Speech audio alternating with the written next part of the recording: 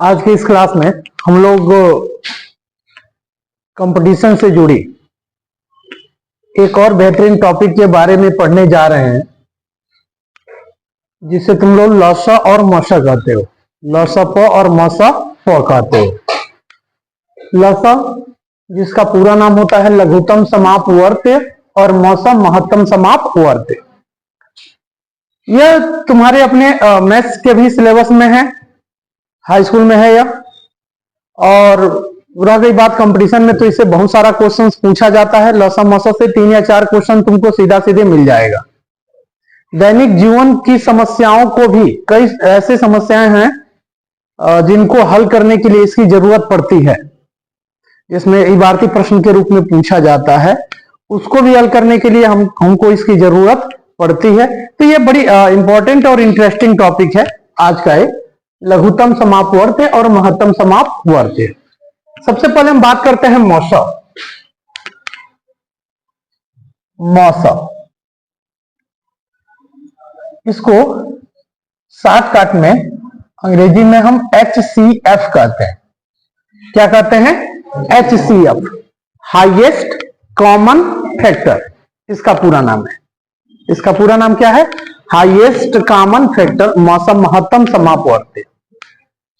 थोड़ा सा उल्टा होता है, इसका नाम है महत्तम समाप वर्त, महत्तम। लेकिन जब हम हल करते हैं तो छोटी संख्या मिल जाती है। नाम है महत्तम, लेकिन जब हम इसको हल करते हैं तो हमको क्या मिलती है? छोटी संख्या मिल जाती है। और लघुत्तम समाप वर्त, इसका नाम है लघुत्तम, लेकिन जब इसको हल करते हैं तो हमको बड़ी संख्या मिल जाती है। सबसे पहले जानते हैं मौसा एक्चुअली होता क्या है। तो मौसा 2 या 2 से अधिक संख्याओं का मौसा वह छोटी संख्या होती है, मतलब मिलती छोटी है, लेकिन एक्चुअली उनमें दोनों में बड़ी संख्या होती है। ऐसे डिफाइन कर सकते हैं कि 2 या 2 से अधिक संख्याओं का मौसा वह बड़ी से बड़ी संख्या होती है जो उन दी हुई संख्याओं को पूर्णतः विभाजित कर दे। ये वह संख्या होती है जो दी गई संख्या को पूर्णतः क्या होती है? क्या कर दे? विभाजित कर दे। और वो बड़ी से बड़ी संख्या होनी चाहिए। मतलब तुमसे कहा जाए कि 20, 60 और 100, ठीक है, इसका मौसा ज्ञात बताइए, हाईएस्ट कॉमन फैक्टर बताइए। तो इसका मौसा हमने क्या बताया? वह बड़ी से बड़ी संख्या होगी जो इसको पूरी तरह से क्या होगी? विभाजित कर देगी सबको। तो हम इसमें सबसे पहला बड़ा से देखना शुरू करते हैं। सबसे बड़ा कौन है? 100। तो क्या 100 से, तो चलो ठीक है, 100 से तो 100 विभाजित हो जाएगा, लेकिन क्या 100 से 60 विभाजित हो जाएगा? तो हम इसको नहीं लेंगे। 60 है, 60 जो है वो 20 से तो विभाजित हो जाएगा, लेकिन क्या 60 जो है वो इसको 100 को पूरी तरह से विभाजित कर देगा? नहीं। विभाजित कर देगा पूरी तरह से? नहीं। 20 ऐसी संख्या है जो 60 को भी पूरी तरह से विभाजित कर देगा, 100 को भी पूरी तरह से विभाजित कर देगा। यानी 20 जो होगा वह इसका हाईएस्ट कॉमन फैक्टर हो जाएगा। यानी 20 जो होगा वो इसका क्या हो जाएगा? मौसा हो जाएगा। 20 होगा वो क्या हो जाएगा? इसका मौसा। तो मौसा निकालते कैसे हैं? इसके 2 तरीके। दोनों बेसिक चीजें तुम नीचे से पढ़कर आए हो, 6, 7, 8 में तुमको पढ़ाया गया होगा। एक बार हम यहां रिवीजन कर देते हैं कि एक्चुअली कैसे मौसा निकालते हैं। तो 2 तरीका है। एक तरीका तो ये, जब छोटे थे तो क्या करते थे? सबसे छोटी संख्या लेते थे और इससे जो बड़ी संख्या होती थी उससे इसमें भाग करते थे। तो क्या करते थे? 20 × 60 पूरी तरह से कट गया। किससे कटा? 20 से। तो 20 को हम यहां लिखते और फिर अगली संख्या उतारते, 100, 20 बचे 100। यह पूरी तरह से कट गया। किससे ये दोनों संख्या कटी? 20 से। तो इसलिए मौसा बराबर कितना लिख देते थे? 20 आंसर लिख देते थे। ठीक है, ये तुम्हारा बचपन वाला मेथड था। थोड़ा सा और बड़े हुए तो थोड़ा अलग तरीके से पढ़ने लगे, तो ये करते थे, इसका फैक्टर निकालते थे 20। तो 20 का फैक्टर क्या होता था? 2 दूना 4 पचे 20, ये इसका फैक्टर हो जाता था। 60 का 2 दूना 4,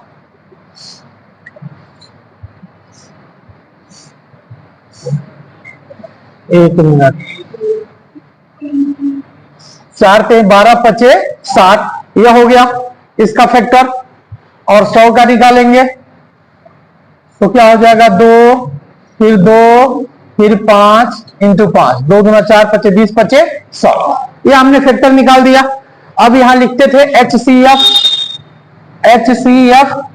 यानी मास ऑफ, और मास ऑफ निकालते वक्त क्या करते थे, जो टर्म दोनों सब में कॉमन होता था उसको हम लेते थे। तो 2 यहां भी है, 2 यहां भी है, 2 यहां भी है, 2 ले लेंगे, यहां भी है, यहां भी है, यहां भी है, ये 2 ले लेंगे, यहां 5 है, यहां 5 है, यहां 5 है, ये भी ले लेंगे। अब कोई संख्या नहीं है जो तीनों में कॉमन आ जाए, कोई संख्या है नहीं है, तो अब इसको गुणा कर देंगे, 2 दूना 4 पचे 20, ये हमारा HCF हो जाता है। ये थोड़ा सा ऊपर आए तो ये पढ़ते थे, इस मेथड से भी वही आया, इस मेथड से भी वही आया। तो बोलो मसा समझ में आया? मसा कैसे निकालते हैं? सब चीजें पढ़े हो, हम थोड़ा सा अभी ऊपर और आएंगे।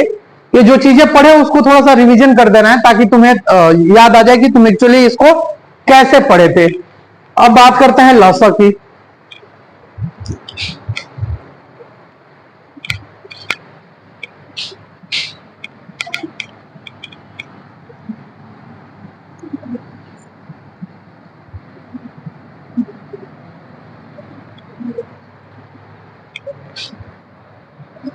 लसा इसको कहते थे LCM, लघुत्तम समापवर्त्य इसका पूरा नाम, और अंग्रेजी में लोएस्ट कॉमन मल्टीपल। तो लसा क्या होता है? 2 या 2 से अधिक संख्याओं का लघुत्तम समापवर्त्य वह छोटी से छोटी राशि होती है जो दी गई राशियों में से प्रत्येक से पूर्णतः विभाजित हो जाए। मौसम में क्या होता था कि जो राशि प्राप्त होती थी वह उन राशियों को विभाजित कर देती थी, लेकिन लसा में क्या है कि लसा में जो राशि प्राप्त होगी उसको शेष सभी राशियां विभाजित कर देंगे, यानी ये खुद बट जाएगा। अब मौसा बांटता था, मौसा क्या करता था, लसा खुद बट जाता है। समझ में आया? जैसे इसको कैसे करते थे, तुमसे कह दिया जाता था भाई 20, 30 और 50, कहा जाता था कि इसका मौसा निकालिए, तो हम क्या करते थे बचपन वाला मेथड, इसको ऐसे करके और पहले 2 से काटते थे, 15, 25, फिर 2 से 5, 15, 25, फिर किससे 3 से 5, 5, 25, फिर 5 से 1, 1, 5, फिर किससे 5 से, यह हो जाता था 1, 1, 1। तो यहां लिखते थे लॉसा और सब में गुणा कर देते थे, 2 गुणे 2 गुणे 3 गुणे 5 गुणे 5, 2 दूना 4 3 12 पचे 60 पचे 300, ये हमारा लॉसा हो जाता था। तो अब ये जो संख्या हमारी प्राप्त हुई है 300, यह क्या होगा कि इसमें इनमें से प्रत्येक संख्या से पूरा पूरा भाग चला जाएगा। अगर हम 20 से भाग करें तो चला जाएगा ना, 1 0 से 1 0 कटा, 15 दूना कितना 30, 30 से 300 में भाग चला ही जाएगा, 50 से 300 में भाग चला ही जाएगा। तो ये मतलब जो संख्या प्राप्त होती है लसा में, वह संख्या दी गई संख्याओं से पूरा पूरा क्या हो जाती है, विभाजित हो जाती है। अभी मैं सब बेसिक पढ़ा रहा हूं, अभी कंपटीशन वाला भी आगे आ रहा हूं मैं। बोलो इतना समझ में आया? थोड़ा सा बड़े हुए थे, इसको कैसे निकालते थे, तो इसका फैक्टर करते थे, 20 का 2 दूना 4 पचे 20, 30 का 2 तिहाई 6 पचे 30, 50 का 2 गुणे 5 गुणे 5, यही होता था। अब यहां लिखते थे लॉसा, लॉसा बराबर हम ये देखते थे कि कोई एक पार्टिकुलर संख्या सब में किसमें ज्यादा है, वो ज्यादा वाला लेते थे। जैसे 2 की बात करें तो 2 इसमें भी है, इसमें भी है, इसमें भी है, लेकिन ज्यादा किसमें है, ऊपर वाले में। कितना 2 है, 2, तो दोनों 2 लेंगे। जब मौसम निकालते थे तो उसमें जो सबसे कम रहता है वो लेते हैं, और जब लॉसल निकालेंगे तो जो अधिक रहेगा वो लेंगे। यानी इसमें अधिक कौन है, इसमें 2 2 है, वो हो गया। फिर 3 की बात करें, 3 यहां है और कहीं रहे ना रहे कोई फर्क नहीं पड़ता, 3 है तो लेंगे। फिर यह हो गया। फिर 5 की देखते हैं, 5 यहां 1 है, यहां 1 है, यहां 2 है, तो कितना लेंगे 2। अब गुणा करो, 2 दूना 4 3 12 25 60 25 300। ये हमारा लॉसन निकालने का तरीका होता है। ठीक है, तो ये बेसिक चीजें थी जो हमने लॉसा और मौसा निकालना आपको एक बार उसका रिवीजन कर दिया। जो छोटे क्लास में पढ़कर आया हो कि मौसा और लॉसा कैसे निकालते हैं, उसका हमने रिवीजन कर लिया। समझ में आया? एक बार देख लो, फिर हम आगे बढ़ रहे हैं, क्वेश्चन पे आते हैं।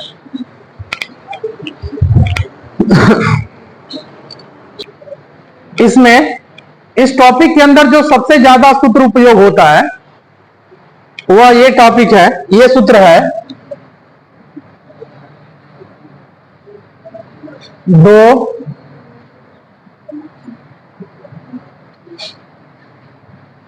संख्याओं का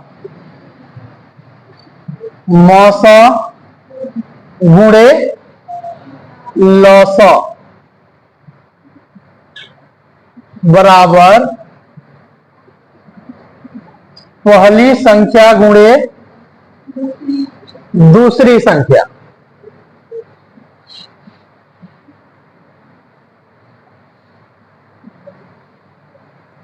इसमें इससे एक मतलब इस टॉपिक पे एक क्वेश्चन एकदम पूछा ही पूछा जाता है।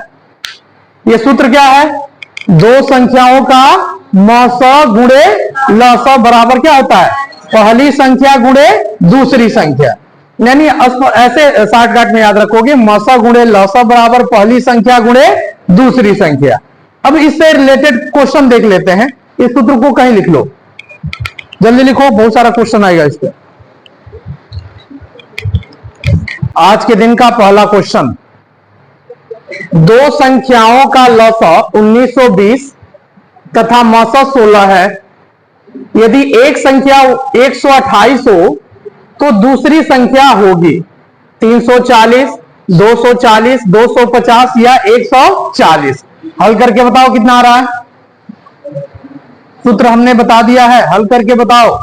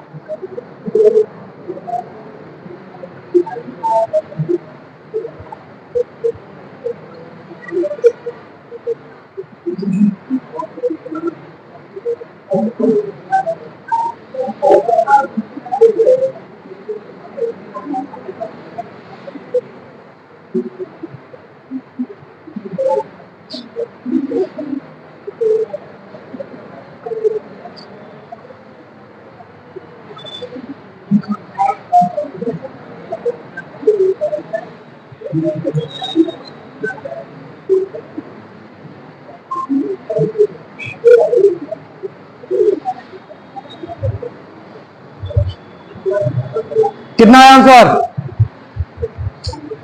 देखते हैं इसका सॉल्यूशन। कह रहे 2 संख्याओं का लौसा 1920 है, लौसा दे दिया इसका, कितना दिया है 1920, मौसा दिया है 16, पहली संख्या दिया है 128। क्या पूछ रहा है, दूसरी संख्या पूछ रहा है। तो हम जानते हैं, अभी सूत्र हमने बताया था कि मौसा गुणे लौसा बराबर पहली संख्या गुणे दूसरी संख्या। बताया था ना। रखें, मौसा कितना है 16 गुणे लसा, लसा कितना है इसका 1920 बराबर पहली संख्या कितनी है 128 गुणे दूसरी संख्या में x मान लें। ठीक है, तो जब यहां से x का मान निकालेंगे तो इसका गुणा इधर क्या होगा भाग 16 गुणे 1920 बटा कितना 128 भाग करो 4 से काटो 4 से 12 4 गुना 8 4 चौके 16 16 से कट जाएगा क्या 16 दुना 32 और ये 16 एक का नाम 16 16 दुना 32 120 बार में फिर ये कटेगा 2 दुना 4 12 दुना 24 240। कौन सा ऑप्शन सही है हमारा ऑप्शन नंबर बी सही है। समझ में आया देख लो जल्दी।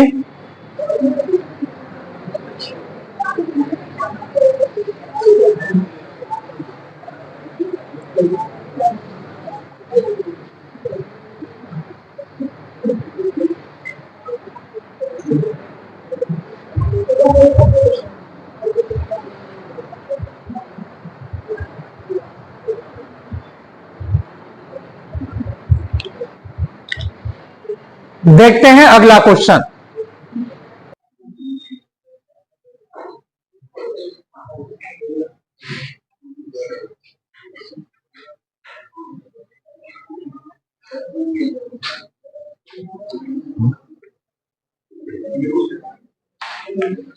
देखते हैं इसका सॉल्यूशन। सीधा हम फार्मूला लगा देंगे दूसरी संख्या बराबर क्या लसो गुणे मौसो यानी मौसो गुणे लसो 30 गुणे 2310 बटा पहली संख्या कितनी है 210 1 0 से 1 0 3 सते 21 फिर काटो 7 त्रिका 21 7 त्रिका 21 और 1 0 यानी 330 ऑप्शन हमारा सही हो जाएगा। समझ में आ रहा है। देखते हैं अगला क्वेश्चन। ये भी क्वेश्चन पूछा था SSC 2005 का।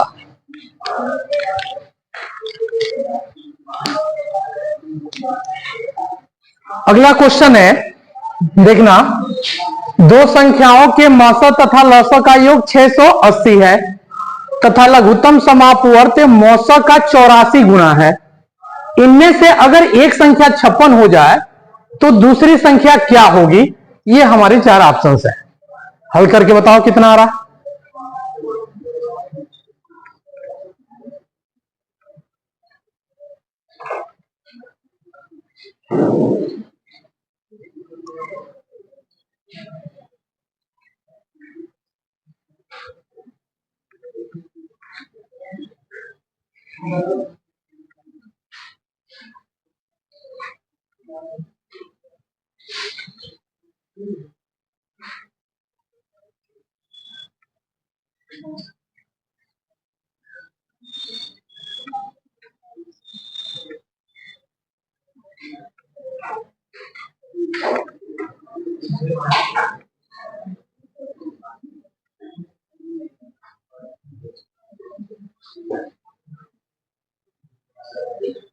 देखते हैं इस क्वेश्चन को। देखो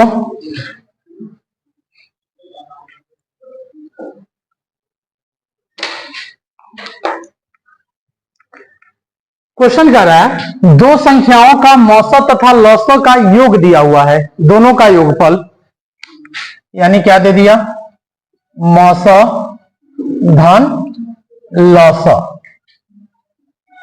कितना दे दिया 680 और लघुत्तम समापवर्त्य जो है वह मौसो का 84 गुना है यानी जो हमारा लसो है वह मौसो का कितना गुना है 84 गुना। तो इसमें 84 से गुणा कर देंगे। इसका मतलब ऊपर में जहां लसो होगा उसकी जगह पर 84 इंटू मौसो रख देंगे। यहां रखते हैं यह है मौसो धन, लौसा की जगह पर कितना रखेंगे 84 इंटू मौसा बराबर 680। मौसा और 84 मौसा मिलकर कितना 85 मौसा, यही होगा ना, बराबर 680। यहां से मौसा का वैल्यू निकाल लें तो कितना हो जाएगा 680 बटा कितना 85, यही होगा ना। इसका गुणा इधर क्या हो जाएगा भाग, तो 8 बार में चला जाएगा क्या, 8 पचे 40 और 8 अठाई 64 और 4 कितना 68, यानी कितने बार में कट जाएगा 8 बार में, यानी मौसा कितना निकल गया 8। तो लौसा कितना होगा भाई, लौसा कितना होगा, तो इसका 84 गुना, तो 84 गुणे 8, 8 चौके 32 के 2 3 और 8 अठाई 64 और 3 672।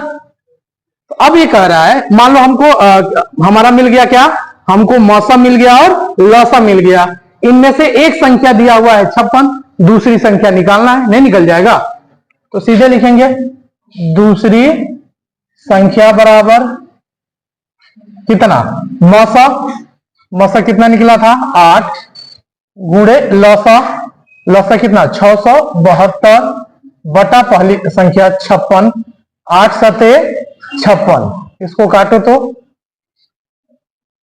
7 नवा 63, कितना बचा 63, 4 42 ना, 7 6 42, यानी कितना ऑप्शन, ऑप्शन नंबर सी हमारा सही है। बोलो समझ में आया। कल मेरा एक व्यक्तिगत एडवाइस है कि फेस्टिवल का अपने जीवन में एक बहुत बड़ा रोल है। ये करता क्या है, जो फेस्टिवल है, जो त्योहार हमारे आते हैं, वो हमारे जीवन को बूस्ट करते हैं, प्रेरित करते हैं। अगर ये फेस्टिवल, थोड़ा सोचो, अगर ये त्योहार नहीं आते तो हम एक नीरस तरह से जीवन जीते रहते, एक ही काम रोज रोज करने से आदमी बोर हो जाता है। जब फेस्टिवल आता है तो हमारी चीजों को, जो हमारी दैनिक जीवन की चीजें होती हैं, उसको स्विच कर देता है, बदल देता है, और हम फिर थोड़ा सा दूसरे तरीके, दूसरे तरफ डाइवर्टेड हो जाते हैं, दूसरे तरफ चले जाते हैं। इससे थोड़ा सा यह होता है कि हमारे दिमाग को रिफ्रेशमेंट मिलता है, मतलब जो हमारे त्योहार हैं यह एक स्विच का काम करते हैं, तो इसका बहुत ज्यादा उपयोग। और त्योहार को हमें थोड़ा सा धूमधाम से ही मनाना चाहिए, एकदम बिल्कुल उसमें 2 दिन त्योहार मनाना हो, 2 दिन एकदम पढ़ाई वढ़ाई छोड़ छाड़ के एकदम मस्ती से बनाओ त्योहार, ये मेरा व्यक्तिगत विचार है। और फिर इससे क्या होगा, तुम्हें तरोताजे, मतलब तुमको ताजगी मिलेगी, तुम तरोताजा हो जाओगे, और एक बार जैसे फिर फेस्टिवल बीतता है, एक बार फिर पूरे दिलो दिमाग से लग जाओ, पूरे एनर्जी से लग जाओ। और एक और एडवाइस है मेरी कि खासतौर पे आजकल के जो ट्रेंड चल रहा है ऑनलाइन शॉपिंग का, मेरा ये व्यक्तिगत विचार है कि हम सभी को ऑनलाइन शॉपिंग नहीं करके बल्कि दुकानों से सामान खरीदना चाहिए। क्योंकि देखो, इस दुनिया में ना 2 तरीके के लोग होते हैं, एक होता है जो अमीर बनने के लिए जीता है, और एक है, मतलब अमीर बनने के लिए काम कर रहा है, और एक है जो जीविका चलाने के लिए काम कर रहा है। मार्केट में जो लेकर ऐसे फुटपाथ पे सब्जी लेकर बैठे हुए बेचने के लिए, तो वो क्या है भाई, वो एक्चुअली अपनी जीविका चलाने के लिए सब्जियां बेच रहे हैं। उनको ऐसा नहीं है कि अमीर बनना है।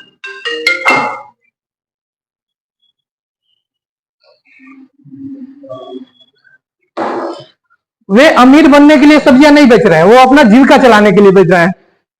और बड़े बड़े शॉपिंग मॉल में चले जाओ, वहां भी सब्जियां रखी होती हैं अंदर, तो वो जो होते हैं वो अमीर बनने के लिए है, वो अपना जीविका चलाने के लिए नहीं, अमीर बनने के लिए। तो खरीदारी उस व्यक्ति से करो जिसके यहां तुम्हारी खरीदारी करने से उसके यहां भी त्योहार मन सके, वो खुश हो कि हाँ भाई आज मैं कुछ कमा कर लाया हूं।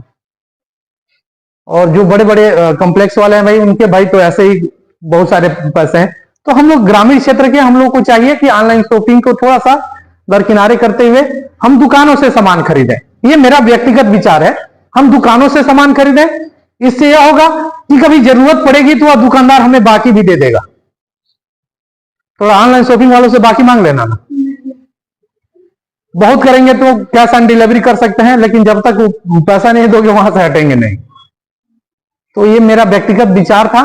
मैं चाहूं त्योहार बनाओ, जबरदस्त बनाओ, और मनाओ तो एकदम पूरी तरह से उसमें हो जाओ, रम जाओ, और फिर जैसे ही त्योहार खत्म हो बिल्कुल सब छोड़ छाड़ कर फिर एनर्जेटिक होकर एक बार पढ़ाई शुरू करो, और उससे एनर्जी आती है। और खरीदारी लोकल दुकानों से, थोड़ा सा यह होगा कि उनके यहां भी फेस्टिवल जो है वो धूमधाम से मनेगा। बात समझ आ रही है? अगले क्वेश्चन की ओर देखते हैं।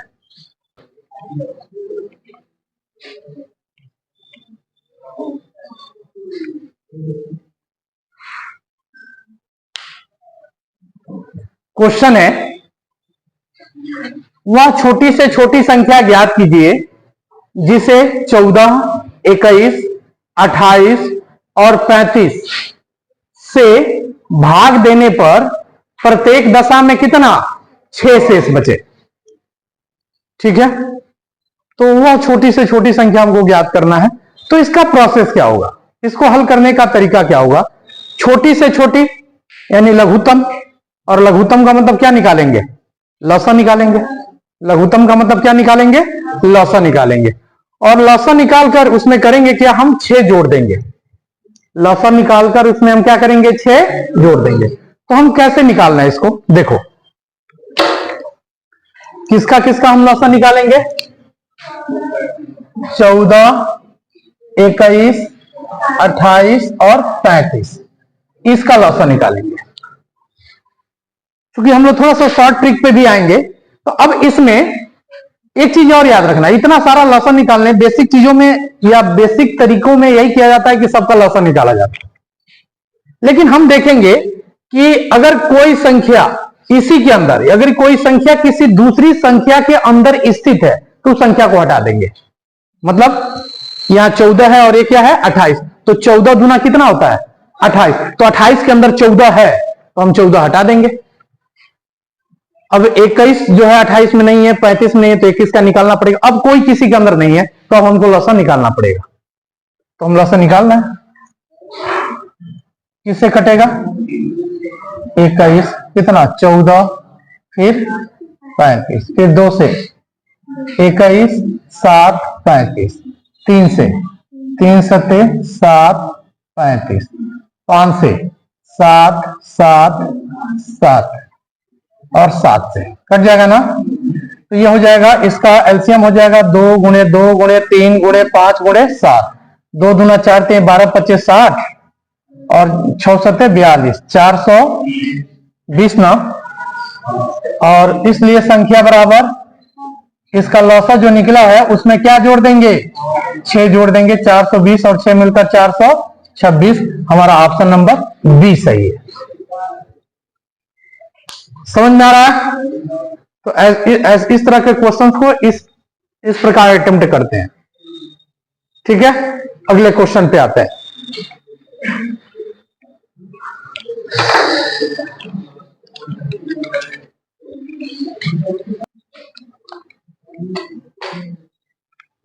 अगला क्वेश्चन है, 5 घंटियां 3, 5, 8, 9, 10 सेकेंड के अंतराल पर एक साथ बजती हैं। कितने समय बाद वे पुनः एक साथ बजेंगी? यानी पहली घंटी जब बजी उसके 3 सेकेंड बाद फिर दोबारा बजेगी, फिर 6 सेकेंड बाद दोबारा बजेगी। पहली घंटी जो बजी वो 5 सेकेंड बाद दोबारा बजेगी, फिर 10 सेकेंड बाद, फिर 15 सेकेंड बाद। तीसरी घंटी जो बजी वह कितना? पहली बार बज गई, फिर अगली बार वो कितना? 8 सेकेंड बाद बजेगी, उसके बाद फिर 16 सेकेंड बाद बजेगी। तो ये कह रहा है कि अगर इस तरह का ये इनका टर्म है बजने का, तो अगर एक बार बज गई तो फिर दोबारा कब एक साथ बजेंगी, ये हमको निकालना है। क्वेश्चन ये भी पूछा है, तो इसको सॉल्व कैसे करेंगे? हम इन सब का लौसा निकालेंगे। क्या निकालेंगे? लौसा। तो किसका किसका? 3, 5, 8, 9, 10 का। हम लॉसा निकालेंगे, फिर वही वाला तरीका अपनाएंगे। देखेंगे 9 के अंदर 3 आएगा ना, 3 3 का 9, तो इसको हटा दें। 10 के अंदर क्या आएगा 5, इसको हटा दें। ये थोड़ा आसान हो जाता है। तो अब हम इसका लॉसा निकालते हैं। 2 चौके 8, 9, 2 पचे 10, 2 दूना 4, 9 5, 2 से 1 9 5, 3 से 1 3 5, 3 से 1 1 5, फिर 5 से, यानी 2 दूना 4 दूना 8 3 का 24। ये हो गया पहले 2 गुणे 2 गुणे 2 गुणे 3 गुणे 3 गुणे 5। आसान बनाओ। 5 दूना 10 दूना 20 दूना 40, 5 दूना 10 दूना 20 दूना 40, त्याई 120, और 120 त्याई 360। ठीक है, इतना सेकंड बाद, यानी इतना सेकंड बाद वो पुनः एक साथ बजेंगे। लेकिन ये सब किसमें दिया हुआ है, तो इसको हम मिनट में बदलेंगे। तो कितना से भाग करेंगे 60 से, 1 0 से 1 0, 6 के 36, यानी कितने मिनट बाद 6 मिनट बाद ये फिर एक साथ बजेंगे। समझ में आया? यानी ये घंटियां एक साथ पुनः कितने मिनट बाद बजेंगे 6 मिनट। ठीक है, अगला क्वेश्चन देखें। चलो देखते हैं अगला क्वेश्चन।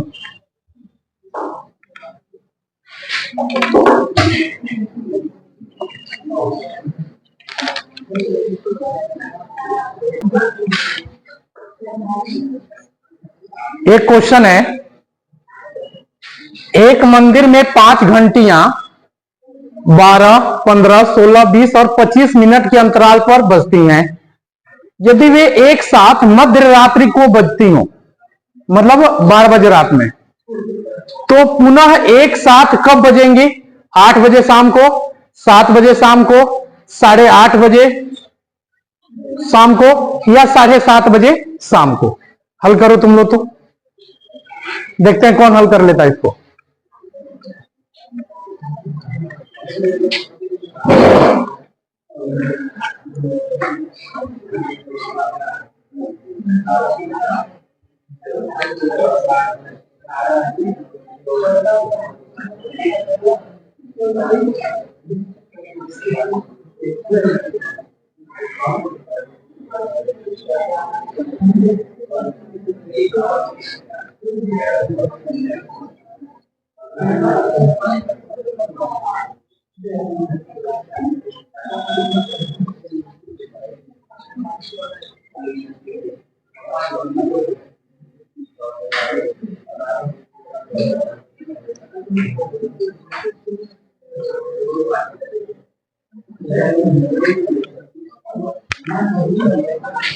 कितना आया?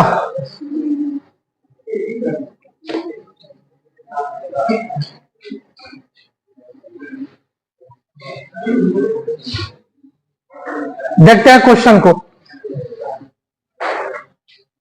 एक मंदिर में 5 घंटियां 12, 15, 16, 20 और 25 मिनट के अंतराल पे बजती है। मतलब पहली घंटी की बात करें तो पहली घंटी जब बज गई, अगली बार वो कब बजेगी? 12 मिनट बाद। फिर जब बज गई, फिर अगली 12 मिनट बाद ही बजेगी। दूसरी घंटी एक बार बज गई तो अगली बार वो कब बजेगी? 15 मिनट बाद। फिर 15 मिनट बाद बजेगी। ऐसे चल रहा है वो। अगर ये सब मिलकर एक साथ रात को 12 बजे बजी हो, तो फिर अगली बार एक साथ कब बजेंगे, ये हमको कैलकुलेट करके निकालना। तो हम सबका लसा निकालें। पहले सबका निकालना पड़ेगा जी, कॉमन कुछ नहीं है। चलो निकालते हैं, क्या दिक्कत है। किससे? 2 छके 12, 15, 8, 10, 25, 2 से 3, 15, 4, 5, 25। सबसे ज्यादा ये दोनों बेचैन है, बहुत नहीं मन लगता है तुम दोनों का। 2, 3, 15, 2, 5, 25, फिर 2 से 3, 15, 1, 5, 25, 3 से 1, 5, 1, 5, 25, 5 से एक एक एक एक 5, फिर 5 से करेंगे खत्म हो जाएगा। यानी इसका क्या हो जाएगा, 2 गुणे 2 गुणे 2 गुणे 2 गुणे 3 गुणे 4 2 है ना, ठीक है, 3 गुणे 5 गुणे 5। हमेशा कैलकुलेशन को आसान बनाने का प्रयास करते हैं, तो हम करते क्या है कि 5 से गुणा प्रारंभ करते हैं, उससे आसान हो जाता है। तो ये देखो, 5 नहीं ऐसे करो, 5 दूना 10 दूना 20 दूना 40 दूना 80 80 और में 3 से गुणा करेंगे तो 8 240 240 में फिर 5 से गुणा कर लो, कितना 1200। ये मिनट हो गया। इसको कितने में चेंज करें, घंटे में, तो घंटा में चेंज करेंगे कितना से बार 1 0 से 1 0 6 दूना 12, यानी 20 घंटा।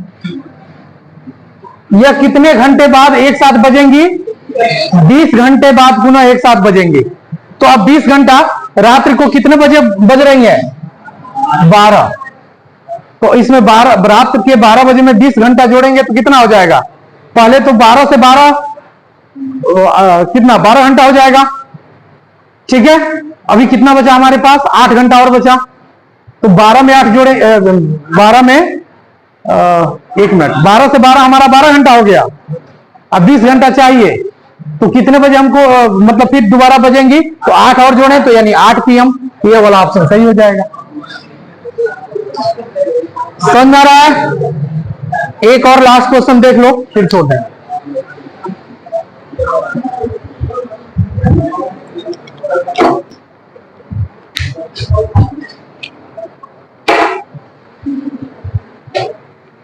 ये क्वेश्चन है, अगला क्वेश्चन, कि 3 अलग अलग स्थानों पर ट्रैफिक लाइटें 24, 48, 72 सेकंडों पर बदलती है। आप बड़े शहरों में जाएं तो वहां ट्रैफिक लाइट रहती है, वो लाइट समय देता है, 72 सेकंड का अमूमन होता है। 72 सेकंड में क्या होती है, लाइटें रेड रही जाती हैं, फिर वो घटता है धीरे धीरे, 71, 70 ऐसे घटती हैं। जैसे ही 0 आता है तो फिर इधर के लोग जाते हैं, उधर फिर रेड लाइट हो जाता है। तो ये कह रहा है कि ये जो 3 ट्रैफिक लाइटें हैं वो 24, 48 और 72 सेकंडों पर बदलती है। यदि तीनों लाइटें 9:10 24 सेकंड पर घंटे पर बदलती हैं, तब तीनों स्थान पर साथ साथ होने वाला अगला परिवर्तन कब होगा? 9:12 25 सेकंड पर, या 9:10 48 सेकंड पर, 9:12 48 सेकंड, या 9:12 40 सेकंड पर कब परिवर्तन होगा? ये हमको कैलकुलेट करके निकालना है। देखते हैं। सबसे बढ़िया है कि इसका क्या करो, लौसा निकालो, 24, 48 और किसका, तो 24 तो इसमें है ना, हटा दो, इन दोनों का निकालो, 2 से 2 दूना 4, 2 चौके 8, 36 होगा ना, 12 18, 6 9, 3 9, 3 1 3, 3 से, यानी 2 गुणे 2 गुणे 2 गुणे 2 गुणे 3 गुणे 3, ठीक है। 2 दूना 4 दूना 8 दूनी 16, किया 48, 8 त्रिका 24 और 3 चौके 12 13 14, 144 ना, कितना 144। 144 को हम लिख सकते हैं कितना, 120 धन 24 लिख सकते हैं ना। ऐसा मैंने क्यों किया, ये कितना सेकंड है ना, तो अब हम ये एक्चुअली ये तो सब सेकंड में है, तो ये सेकंड है ही, तो इसका मतलब 24, और इसको हम किस में बदल दें, मिनट में, तो 60 से भाग करेंगे, यह हो गया 6 दूना 12, यानी 2 मिनट 24 सेकंड बाद वह पुनः एक साथ, यानी ये परिवर्तन होगा 2 मिनट 24 सेकंड बाद। तो कितने बजे ये बदला था, 9:10 24 सेकंड पे बदला था, उसमें कितना 2 मिनट 24 सेकंड और जोड़ दो, तो 24 कितना हो जाएगा 48, ये 12, यानी 9:12 48 सेकंड बाद। कौन सा ऑप्शन सही, सी, यानी 9:12 12 मिनट और 48 सेकंड बाद यह पुनः इसका अगला परिवर्तन होगा। बोलो समझ में आया? आज कुछ नया सीखे? कुछ लोगों को छोड़कर नया सीखे हो? चलो ठीक है, फिर देखते हैं। गुड नाइट आज के लिए।